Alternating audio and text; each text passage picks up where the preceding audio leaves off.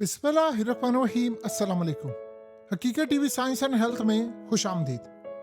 जब जंग होती है तो ये जब कहानियां सुनने को मिलती हैं, अमेरिका के रिसेंटली तीन एक ही टाइम के अंदर 20-25 मिनट के वक्फे से तीन F-15 तैयारे क्रैश हो गए, तबाह हो गए। और अमेरिका से पूछा गया तो कहते थे अचानक से उसमें टेक्निकल खराबी आ गई। साउथ चाइना सी के अंदर अमेरिका का F-18 क्रैश हुआ, हेलीकॉप्टर क्रैश हुआ। फिर उसके बाद समंदरों में अमेरिका के एयरक्राफ्ट कैरियर पर F-16 और दो तैयारे और समुद्रों में गिर गए। अब जो भी होता है अमेरिका से जब आप पूछते हैं तो वो आगे से कहता है कि फनी खराबी थी। आज जरा देखिए क्या हुआ है। जंग सर पर खड़ी हुई है, जंग चल रही है इस वक्त और ईरान तबाही कर रहा है। तो डोनाल्ड ट्रंप कह रहा है मैं जंग जीत रहा हूं, और उधर हुआ ये है कि अमेरिका के एयरक्राफ्ट कैरियर जो उन्होंने भेजे हैं ईरान पर अटैक करने के लिए, उस एयरक्राफ्ट कैरियर में बकौल अमेरिका के आग लग गई है और इनके कई फौजी वहां पर जख्मी हो गए हैं। आप एक बात बताएं कि जब भी कोई ऐसी सूरत हाल होती है तो आप ये क्यों कहते हैं कि जी आग लग गई है, फलाना हो गया, ये हो गया। यानी दुनिया के अंदर आपके वाकयात आए तो आप ये कहते हैं कि जी वो आग लगी है। अमेरिका ने कहा है कि असल में ये आग लगा है, ईरान ने हमला नहीं किया। भाई आपसे किसी ने पूछा तो नहीं है कि आप बताएं कि ईरान ने अटैक किया है या नहीं किया। अब आप अंदाजा कर ले कि अमेरिका के इस वक्त एयरक्राफ्ट कैरियर जिसको ईरान ने कहा है कि हमें पूरा प्लान इस वक्त पता है, हम किस वक्त इसको डुबोएंगे, क्या करेंगे, वहां पर आग भड़क उठती है।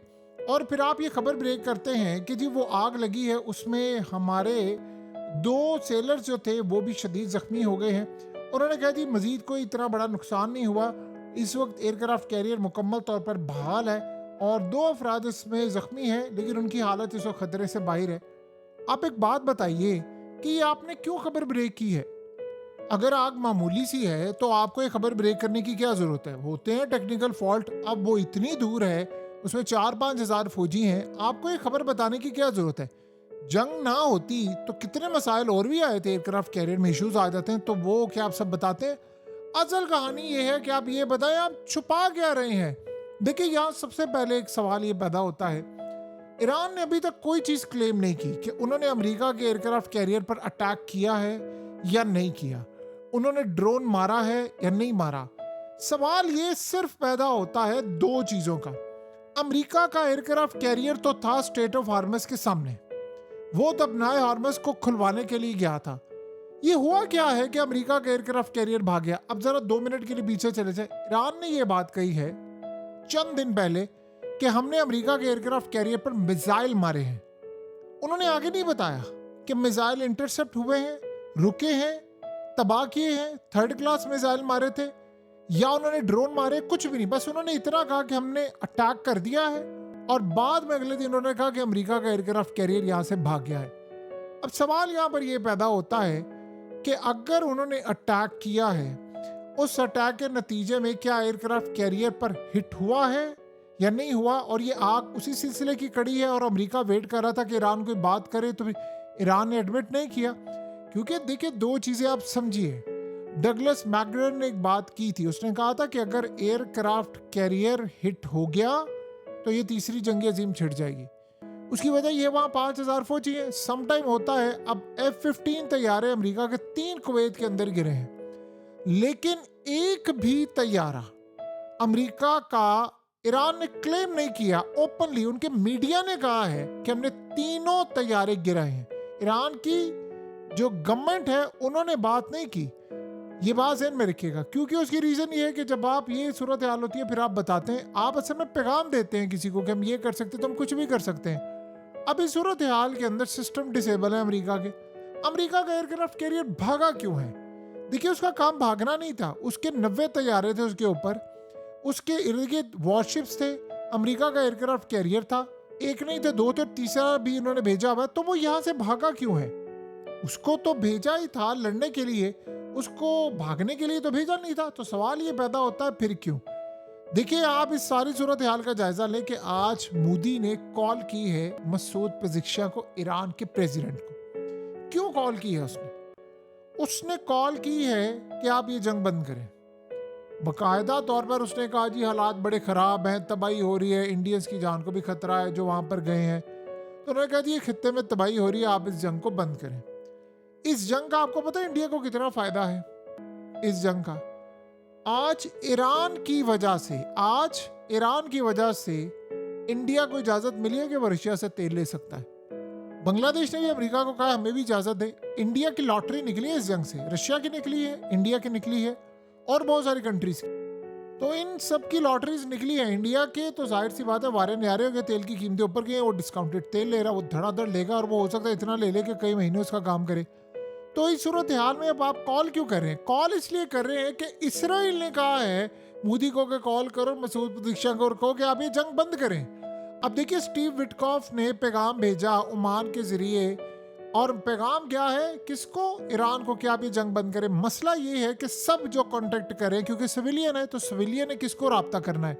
सिविलियन ने राब्ता करना है मसूद पज़ेश्कियान को। मैक्सिमम किससे कर लेंगे? ईरान के फॉरेन मिनिस्टर से। मसला ये है कि वो आयतुल्ला अली खामनाई थे जो ऑर्डर लेते थे, और उनके तो कुछ मसूद पज़ेश्कियान से ताल्लुकात थे।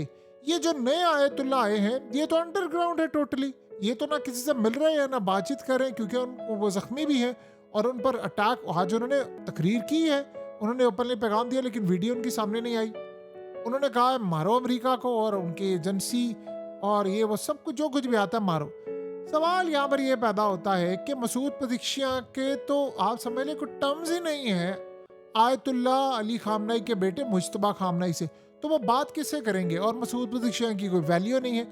तो अब सवाल ये है कि अब सारे प्रेशर डाल रहे हैं ईरान के ऊपर, आप बातचीत करें। कहीं ना कि मुस्लिम कंट्री टर्की समेत सारे इस वक्त ईरान से राब्ता कर रहे हैं, और राब्ता ही किससे करते हैं? प्रेसिडेंट से।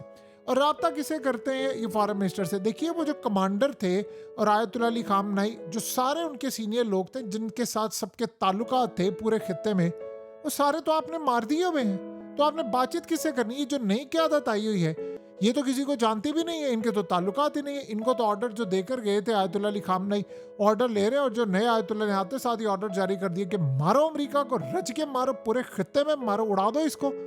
तो वो तो ऑर्डर उनसे ले रहे हैं, तो आप किसको ऑर्डर दे रहे हैं? तो ये तो बात समझ से बाहर है कि आप किसको इस वक्त ऑर्डर जारी कर दे और क्या मामला है। ये जो सारी सूरत हाल पैदा हुई है ये इसलिए है कि अमेरिका पर अटैक हो रहा है। आप ट्रम्प देखिए, कहता मैं जंग जीत गया हूँ। क्या बात है तुम्हारी? अफगानिस्तान में जूते खाकर निकले थे और कह रहे थे हम जंग जीत गए हैं। अब कह रहे जंग जीत गए लेकिन मैं जॉब फिनिश करना चाहता हूँ। भाई तू, तेरा काम था, तूने कहा था रिजीम चेंज करेंगे, तेल ले लेंगे, गैस ले लेंगे। वो लिंडसे ग्राहम वो मुंह फाड़ फाड़ कर कहता था पूरी दुनिया को, कहता है कि तेल लेंगे, गैस लेंगे, और तेल और गैस चाइना को सस्ता नहीं फिर लेने देंगे। फिर देखते हैं चाइना कैसे मार्केट में कम्पीट करते हैं। आप अंदाजा करें, ये इनकी सूरत हाल थी। अब ये अटैक हो रहा है, अब ये चीजें हो रही हैं, सब कुछ हो रहा है, तो उस पर आप छुपा क्यों रहे हैं? मीडिया को इजाजत क्यों नहीं है? और उससे भी बढ़कर बात यह है, इजाजत तो इजराइल के अंदर भी कोई वीडियो फुटेज बनाने की नहीं है। तो सबसे बड़ा मसला और सबसे बड़ी ये जो तबाही इस वक्त सामने आ रही है वो असल में क्लियरली इंडिकेट कर रही है कि चीजें काफी ज्यादा खतरनाक है।